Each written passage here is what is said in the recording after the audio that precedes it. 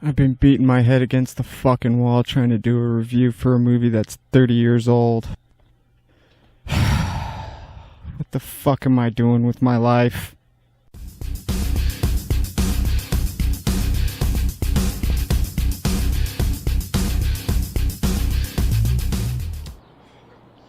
Hello there, opinionated people. Welcome to SubjectiveCinema, where we are going to walk through, review, and discuss some of our favorite movies. Today's subject of discussion is the 1989 flick Heathers. And my name is Benny the Bull. Let's get into it. This movie is a dark comedy that has always been surrounded by controversy due to its offensive subject matter and all-around light mood regarding the very tragic subject of teenage suicide. Before we begin, I am going to give a little disclaimer for the fans of this movie since it has a very loyal cult following. I am not a part of y'all's cult. I personally don't really like this movie, but it's not just about my opinions. Don't get triggered whenever I, exaggerate how much I don't like this movie. It's all for fun, alright? So let's just get into the overview real quick, and then we'll get into the walkthrough. So this movie was written by Daniel Waters, who is less famous for writing Hudson Hawk, even though that was a way better movie. It was also directed by Michael Lehman, who is less famous for directing Hudson Hawk, even though that was a way better movie. Fucking Michael Lehman. Ooh, I'm Michael Lehman. Michael fucking Lehman. Just say that fucking name. Michael Lehman. Ooh. Hello, ladies. My name is Michael Lehman. I'm known for directing 2 box office failures that you have probably never even heard about. Okay, so it stars Winona Ryder, who is, I guess, the closest thing you would call this fucklacious movie's protagonist. It also stars Christian Slater as the villain of the movie, JD. Now here's a fun fact. In the movie they are constantly referencing the book Moby Dick, but originally it was written to reference the book Catcher in the Rye, who, as anybody who's watched BoJack Horseman knows, was written by J.D. Salinger, hence the name JD. Education, we're having fun! Alongside those two are the 3 Heathers played by Shannon Doherty, Kim Walker, and Lisanne Falk. So now that we're done with that, let's get into the walkthrough.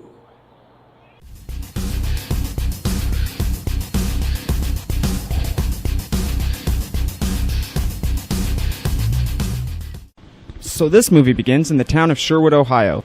Okay, so I'm going to let you guys know right now that if you're a criminal, you need to move to Sherwood, Ohio, because everybody is rich as fuck and far too busy being stupid as dog shit to notice anything that's going on around them. We see 3 young ladies walking through a backyard and stomping on flowers that a gardener undoubtedly worked hard on. I just said hard on. All 3 of these trust fund kids are wearing different colored outfits that match their croquet balls and mallets. I just said, oh fuck. I just did a penis joke, didn't I? Fuck.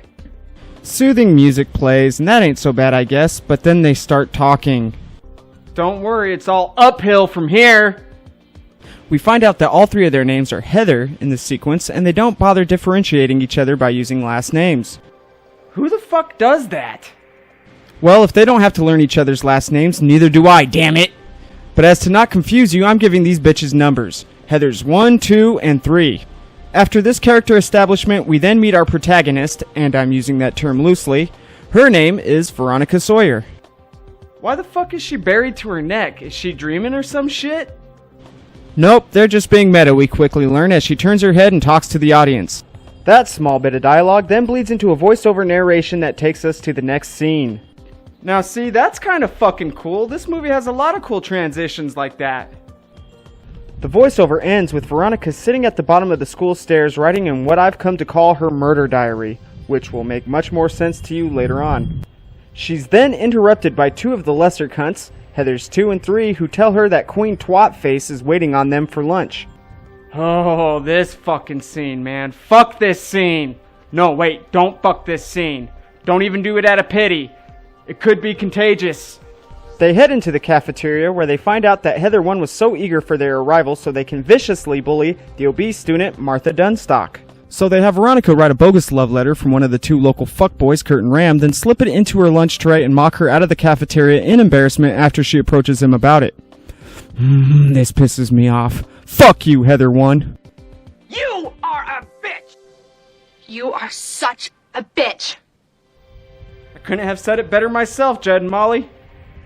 In between Martha finding the note and embarrassing herself, Veronica and Heather 1 decide to survey the other students about stupid irrelevant bullshit that acts as a means to establish side characters' personalities and further iterate how big of a snobby bitch Heather 1 really is. They all want me as a friend or a fuck. I'm the latter. And I'm only a junior. Never mind. We then see the girls in the bathroom where we learn that Heather 2 is bulimic. You know, I would actually feel sorry for her if she hadn't been bullying the other student about her weight problems. If you want sympathy, Heather 2, you need to show some of that shit. No handouts here, bitch. We then go back to the lunchroom? Fuck, man, how long do these dickweeds get for lunch? Veronica decides to approach JD, who has been eye-fucking her throughout the entire scene. She gives him the survey, and he gives an edgy answer, man. Kurt and Ram see this, and those douchebags get jealous, because we're shown earlier that they too want to take Veronica's V-card. Heather 1 then comes up and drags her away from the conversation that she was obviously enjoying because she just can't handle her friend being happy. After Heather 1 and Veronica leave, Kurt and Ram decide to put their insecurity on display by trying to intimidate JD. JD, not being a pussy, decides to fight the two fucking fuckboys. Or, well, maybe not. Oh wow, a fucking student in a trench coat just opened fire at school. Now, to be fair, he does use blanks. Kurt and Ram are still alive, and this movie did take place 10 years before the tragedy over in Littleton, Colorado, but still, man, there ain't nothing funny about this shit. After this, we are given proof that God exists, as the lunch scene is finally over, and we end up in Veronica's backyard where the four girls play croquet. Here, they discuss what they think should be done about JD's gun antics. Heather 2 thinks he should be expelled, Heather 3 thinks he should be thrown in jail, and Veronica thinks they should do nothing to him? What the fuck? Yes, ladies and gentlemen, this is our movie's protagonist. So Heather 1 shows us why she's Queen Twatface, and Heather 2 is merely a cunt pawn, as she knocks her croquet ball clear the fuck out of the park like she's Mark fucking McGrath. Heather 2 then says, "Hold my beer and watch this shit," as she pulls a Happy Gilmore and trick shots herself back into the game. Heather 1 tells us that her and Veronica are going to a Remington party later that night by threatening Veronica to mind her shit and act like a big girl. She then pointlessly knocks Heather 2 out of the game, cause just in case you didn't get the first 50 fucking memos, Heather 1 is rotten as fuck. After the game, Veronica talks to her parents in a small scene that only serves to introduce their dumbasses to us. Not much to talk about here, so I'm the fuck out. Before the party, Heather 1 and Veronica stop at the store to grab munchies, and Heather 1 lets Veronica know she wants corn nuts. Yes, this actually does have a payoff later on. It's not a good one, mind you, but it does pay off nonetheless. Inside the convenience store, JD conveniently shows up out of nowhere for some convenient speech. Seriously, she says that shit. So you know your convenient speak pretty well? Don't try to make that a thing, Daniel Waters. There's no such thing as convenience store speech or whatever the fuck. The fucking dialogue in this movie is so damn obnoxious. After a pointless conversation using stupid-ass fake terms including Ultra Gulp and Turbo Dog, they head out to the parking lot. They continue their conversation and mention that Veronica has a genius-level IQ and how she doesn't really like her friends.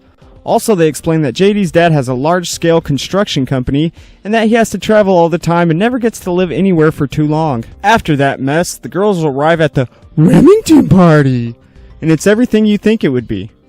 A total load of fucking bull. Just kidding. This part actually has some pretty good non-linear storytelling to it, and it's actually one of my more favorite parts of the movie. And by favorite, I mean it's one part that doesn't make me want to fucking punch myself in the genitals.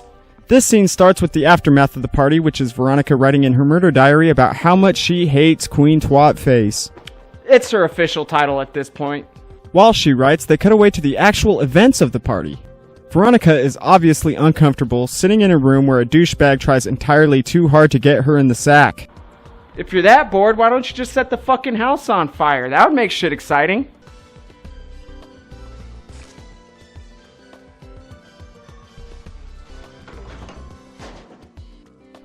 Oh shit, I was just kidding, bitch! What the fuck are you thinking? While Veronica is busy being a pyromaniac, Heather 1 is busy giving a random dude some...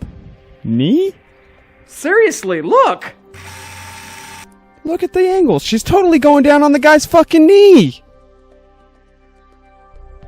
But the real question is, does she spit or swallow?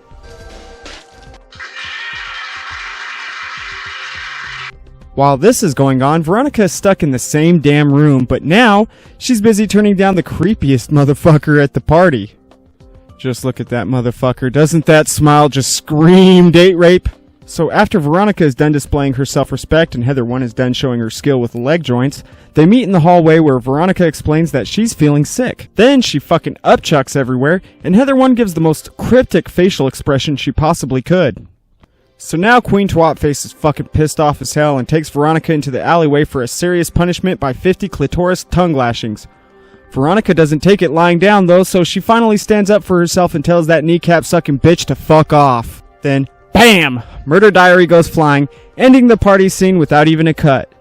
Nice! JD shows up again, out of nowhere, at her window this time, and makes me wonder why the fuck Veronica isn't completely creeped out by this point. Veronica, this dude shows up everywhere you go. That's not called romance, that's called stalking. And we all know how to deal with stalkers, right? Take him into the backyard and fuck his brains out so we can totally disregard the display of self-respect you established in the last scene. I mean, that shit should be obvious. Veronica Sawyer, a role model for girls everywhere. So the next morning, they break into Heather 1's kitchen and decide they're gonna prank her by giving her some nasty shit to drink in hopes that she'll puke like Veronica did the previous night. They scrounge through the kitchen looking for something gross, and Veronica thinks of mixing milk and orange juice. Man, I could drink a gallon of that shit and not even blink. But JD has a more sinister plan by feeding her Drano. Man, I could drink a gallon... Wait, what the fuck? Take it easy there, Jeffrey Dahmer. This doesn't set off a single red flag to the supposed genius Veronica. She's just like, ha ha ha, STFU, and continues to try to find gross shit to feed Heather 1 even after the fucking psycho persists. Then, in the most laziest display of writing in the entire movie, Veronica kisses JD and accidentally grabs the wrong cup, even though she saw JD put the lid on the cup of Drano. Genius level IQ. JD is all like, shit, yeah, save me some work. Which I'm sure is what Daniel Waters was thinking while writing this piece of shit. So they go into Heather's room uninvited as she sleeps and wake her up to a supposed hangover cure that JD supposedly knows how to make. You know, it's pretty damn ridiculous at this point. If your friend who you'd been fighting with the night before just showed up out of nowhere while you were sleeping with a supposed hangover remedy, wouldn't you be suspicious as fuck? Well, in fairness, she kind of is, but then JD calls her a chicken and she drinks the shit because, I mean, nobody likes being called a chicken, right? I'm not gonna rage. I'm not gonna rage. I'm not gonna rage. Shortly after drinking the Drano, she starts choking and then delivers the stupidest fucking last words in the history of film. Corn nuts. Yes, she fucking said corn nuts. That was the big payoff for her asking for corn nuts at the convenience store. Now JD and Veronica are just standing there, more stunned than I was when I realized I was going to rewrite the entire fucking script for this video.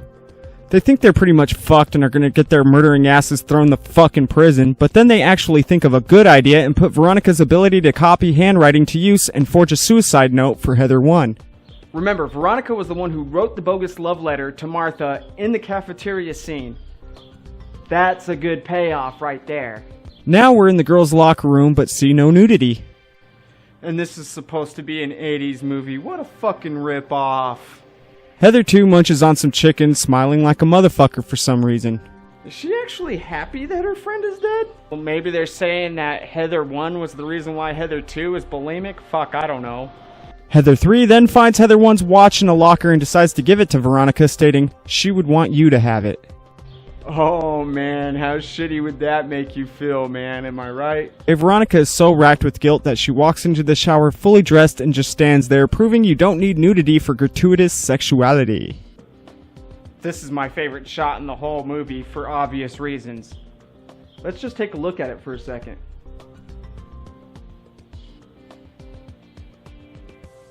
Fuck yeah. In the next scene, that hippie teacher is consoling her students and urging them to express their feelings while... Oh, what the fuck is this now? How the fuck did she dry off so quickly? What, did she just walk around school all dripping wet and shit till she eventually dried off? Get the fuck out of here. So the teacher actually holds up the fucking suicide note, which is You know what? Never mind. Fuck it. I'm just gonna let this one go. The students look like they are gonna fucking cream themselves at the mere sight of it, and one student uses the opportunity to make her death make himself feel better about how unfuckable he is. While this is going down, Veronica's nerves appear about as worn as my brain got from the third time I was forced to watch this fucking movie in a row. Here comes the stupidest fucking character in the whole movie. That's quite an accomplishment considering everybody in this movie is like Courtney fucking Love with acid being poured on her fucking brain. JD's dad enters and they deliver some quips where JD calls his dad son and his dad calls JD dad. It's supposed to be like some kind of passive-aggressive hatred for each other, but I think it comes off more as being like cute and playful. I don't know, that's just me. The dad then goes on to a monologue about how his job pisses him off because people don't want him to tear down the buildings he's supposed to tear down. Quickly, Veronica gets uncomfortable about all this weirdness and gets the fuck out of there, but not before JD lets us know that his mother is gone, presumably leaving them in Texas. We then see Otho from Beetlejuice as a priest, which confirms my suspicion that Michael fucking Lehman wishes he was Tim Burton. This is the first time in the movie that I actually laughed. It's during the segment where Heather 1's peers are praying over her coffin and we hear their inner monologue through voiceovers. Shannon Doherty delivers a line that fucking made me laugh pretty hard. Thank you so much, Shannon. I really needed that after watching this fucking bullshit movie. After the funeral, Heather 3 hits up Veronica needing a wingman for her date with Kurt, meaning that Veronica would have to date Ram. So she's all like, damn bitch, you know I'm banging that dude from The Shining. But Heather 3 pulls the fucking friend card, so she caves in and decides to do it. After this, Kurt and Ram are chilling, pumping each other up for their dates like a locker room circle jerk. That's when one of the nerd kids make the mistake of stepping on Kurt's shoe. This sends the fuckboys into a homophobic rage, and they proceed to bash the nerds in a low-angle shot that actually hurts me to look at. Good cinematography. Time for the date, and the fuckboys take the ladies to go fucking cow tipping. Oh, come on, movie. I'm trying to cut you some slack here. You want to fucking help me out? I know that they're trying to make Kurt and Ram look like total fucking douchebags, but cow tipping, really? It's a fucking damn trope, and it's stupid as fuck. I live in cow country, and let me tell you something, cow tipping is not a fucking thing. So they tip the cow and splash mud on their dates like true gentlemen, and Veronica is sick of the fucking bullshit by this time. Pun intended. So she walks the fuck away, and Ram is too damn drunk to follow her, and guess who shows the fuck up out of nowhere? Yep, you guessed it, it's Jason Dean, the fucking stalker.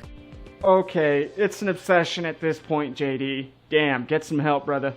So he's wondering what the fuck Veronica is doing, and she explains that she's just helping out Heather 3 while she gets raped in the fucking background? I know that my confusion is getting old at this point, but just look at this fucking shit. It totally looks like she's getting raped! I mean, we see them boning in a closer view, but even there, she looks like she's fighting it. I'm guessing it's supposed to be like rough sex, but look at it! Fuck, man!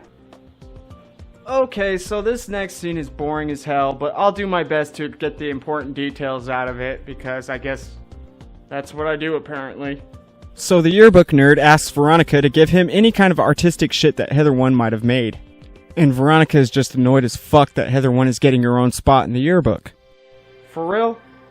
You murdered her, bitch. Get the fuck over it. Then the preppy chick tells Veronica that Kurt and Ram spread a blowjob rumor about her, and she gets pissed. So Veronica and JD devise a plan to get revenge by getting Kurt on the phone and telling him that Veronica wants him and Ram to make her feel like a chicken on a rotisserie, if you know what I mean. But of course, JD is the one behind everything.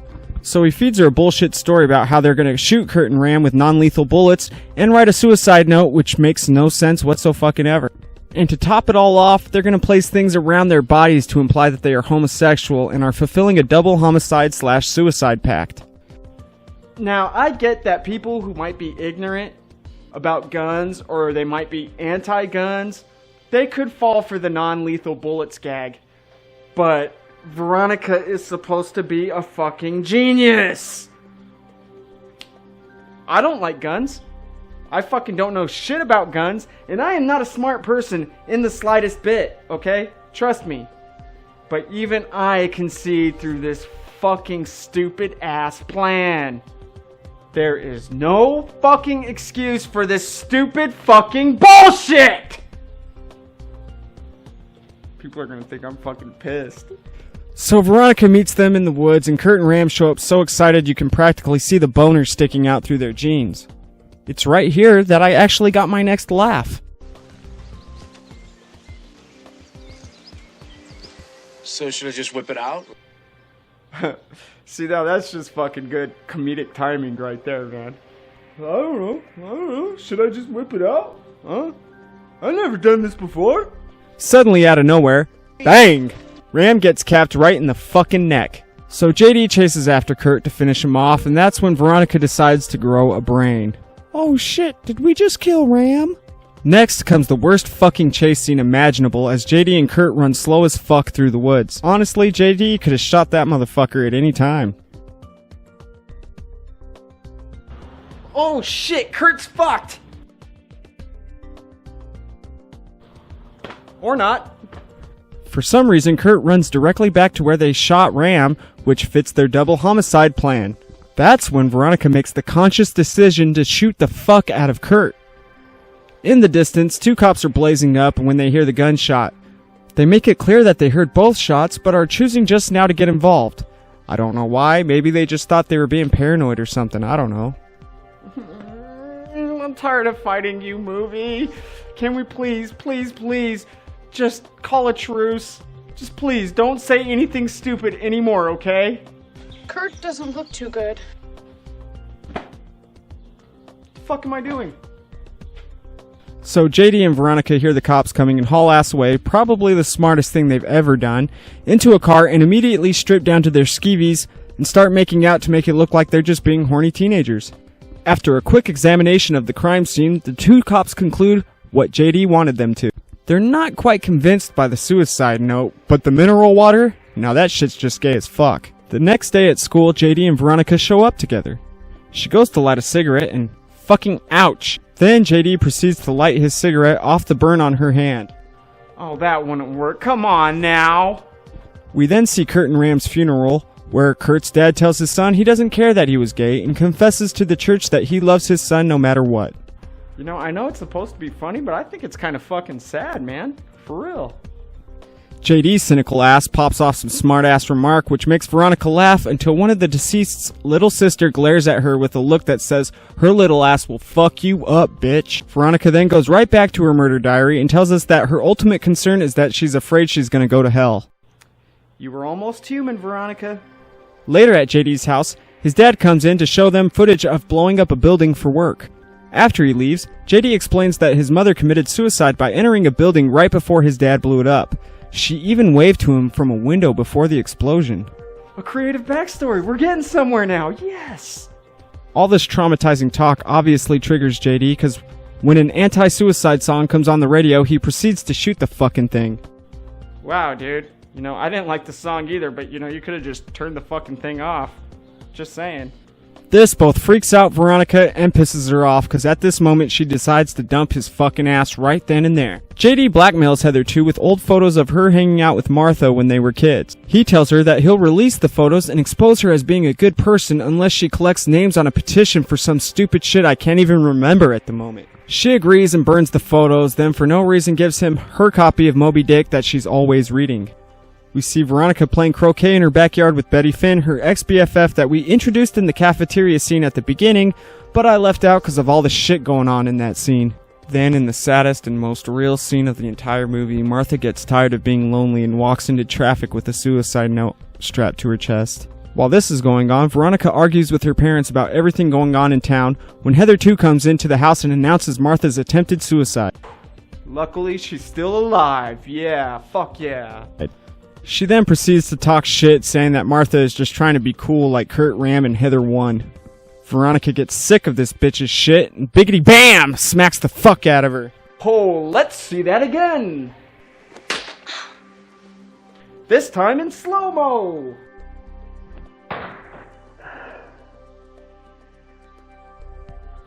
Now with sound effects.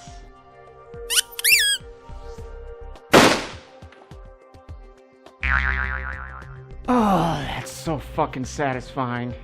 Well, Veronica apologizes and the girls chill in her room and decide to listen to the radio station. Heather 3 calls in and explains that her ass is actually legit depressed while Veronica and Heather 2 listen in. The next day at school, Heather 3 decides to attempt to kill herself as well by taking sleeping pills in the bathroom. Luckily, Veronica stops her and talks to her about her problems. Wow, this movie just got real as fuck now, didn't it? When she goes home, her parents tell her that JD stopped by and warned them that Veronica might kill herself and even left her a note showing that he can forge her handwriting. She gets a little spooked by this and goes to her room. Fucking shitty parents, right? You know, if some Unabomber looking motherfucker came to my house looking for my kids, I'd fucking pile drive his ass right on the fucking concrete. When she gets to her room, she sees a doll hanging from a noose and the creepometer goes from 0 to 60 in a fucking instant.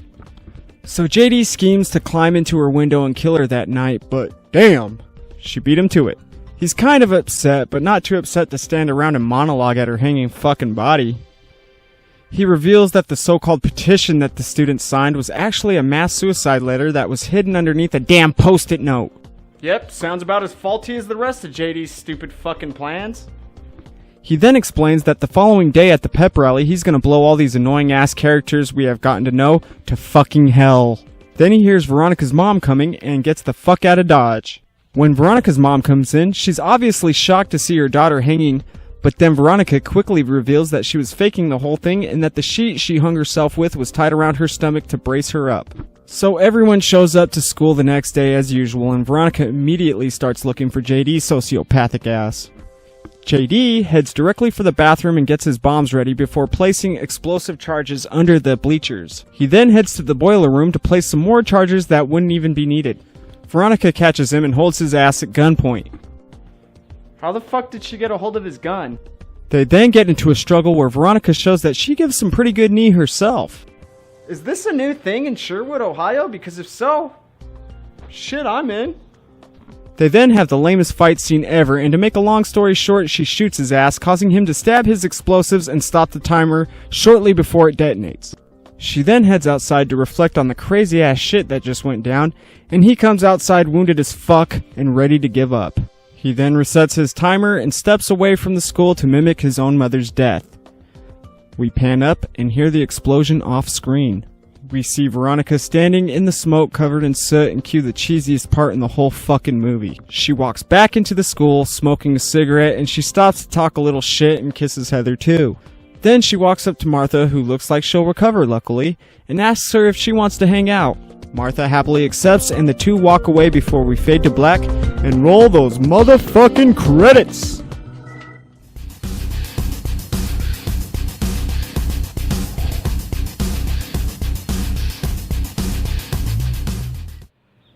So there you go, there's Heathers in all of its cringeworthy glory. Hope you enjoyed it. What I want to know is who was it? Who saw this movie on paper and was all like, This fucking movie is gold! Somebody get Michael Lehman on the phone! We need to make this fucking movie! Okay, seriously though, before we get into the questions, I want to take a look at the best comment I could find from my last video, the Karate Kid walkthrough. If you haven't seen it, go check it out. It'll be on the end screen. Okay, so this comment comes from James Reyna, and he writes, "Are we going to pretend none of us aren't impressed and somewhat amused that a teenage boy breaks a metal sign that is giving the message to stop alcohol and vandalism in the Halloween scene?"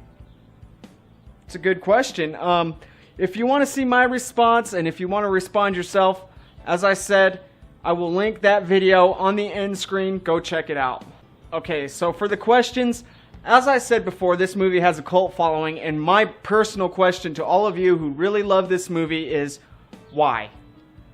What is the appeal of this movie? Am I missing something? I'm not being sarcastic. I really want to know your opinions about this movie because I just don't see it. I don't know. Maybe the musical will be better. If it was in my area, I would totally buy tickets just to see what it was about, but I can't, so just let me know, you know? Like I said, I like musicals, so maybe the musical will be better. Another question I have is, I noticed that JD has some kind of like cowboy vibe going on. The girls are constantly calling him Jesse James and Billy the Kid, and they even play some spaghetti western music when he's introduced. I'm not getting it. What is it? Is there some kind of deep meaning behind this whole cowboy shtick that's going on? Or did I just miss something? Am I overthinking something? What's going on with that? Okay, and my final question is going to be, do you think that JD was justified in his reasoning for killing all these kids? I personally don't think so, but if people are going to defend Jigsaw from the Saw movies for what he did, certainly there's people out there who are like, you know what? JD has a point. Also, I want to let you guys know where you can get this movie. I got it online for like $10. There's tons of sites that sell it. Heather's, like I said, it's real cheap. The DVD is super cheap. Or you can watch it on Netflix, which is how I would go because fuck spending money on this movie. Don't be like me. I'm a terrible example. Fuck that movie. If you do want to watch a good dark comedy, something that's less offensive and actually funny, I would suggest checking out Gridlocked. It stars Tupac Shakur and Tim Roth. It's a great fucking movie. I like that one a lot. Maybe I'll review that one someday, and I won't be as fucking annoyed when I do it. Okay, and I'm going to let you know that next movie, I'm up in the air. It's a toss-up for what I'm going to do next. I have 2 movies in mind. I'm not going to tell you them yet because I don't know which one I'm going to do, but I don't own either one of them yet, so I can't really do them. And since I can't do those movies yet, I'm going to do, my next video is just going to be a simple review. It won't be a walkthrough. It'll just be a quick review over a movie that you can watch for free on YouTube. Like I said, I'm not going to do a walkthrough because why would I do that when you can just watch it on YouTube by yourself, or for yourself, I should say. So, yeah, that's all I got for you guys today. Be sure to check out my Facebook and my Twitter, SubjectiveCinema. I will have links in the description, and if you enjoyed this video, please like, share, comment, and most importantly, subscribe and get ready for my next videos because they're going to be fucking awesome. Alright, thank you all for watching and making it this far. I know this video is probably about as bad as the fucking movie that I'm talking about, so you accomplished something, Way to go. Yay for you. Alright, thank you folks. Remember, your opinion sucks, and I'll see you next time.